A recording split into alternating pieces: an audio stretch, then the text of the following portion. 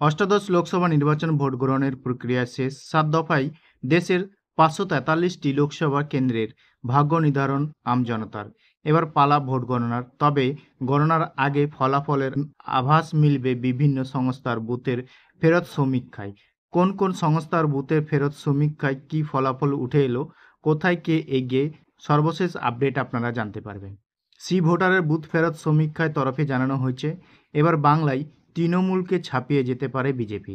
তাদের সমীক্ষায় বলছে তৃণমূল পেতে পারে 13 থেকে 17টি আসন, বিজেপির দখলে আসতে পারে 23 থেকে 27টি আসন এবং বাম কংগ্রেসের খাতায় যেতে পারে 1টি আসন।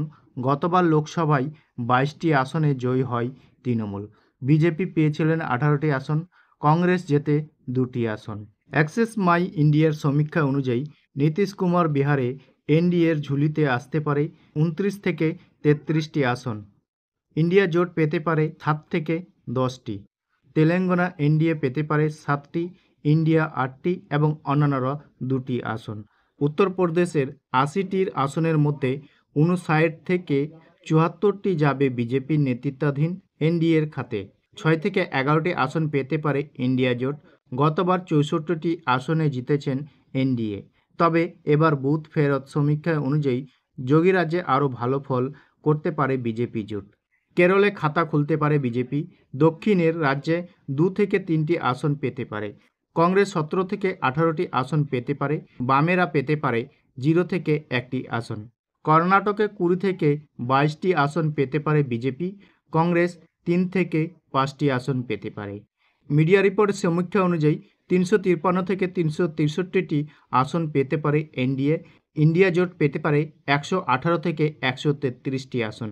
অন্যান্যরা পেতে পারে 43 থেকে 48টি আসন। তামিলনাড়ুতে খাতা খুলতে পারে বিজেপি।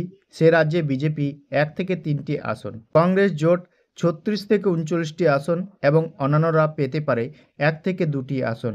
লোকসভা নির্বাচনের 295টিরও বেশি আসনে নিয়ে ক্ষমতায় আসবে ইন্ডিয়া জোট, দাবি কংগ্রেস সভাপতি মল্লিকার্জুন খড়গের। কংগ্রেস সভাপতির দাবি বিজেপি জোট সর্বোচ্চ 235টি আসন পেতে পারে। তো বন্ধুরা, এক্সিট পোল নিয়ে এই ছিল ছোট্ট একটি আপডেট। ভিডিওটা কেমন লেগেছে কমেন্ট সেকশনে অবশ্যই কমেন্ট করে জানাবেন। ভিডিওটা যদি ভালো লাগে থাকে একটা লাইক করে বন্ধুদের সাথে বেশি বেশি করে শেয়ার করে দেবেন।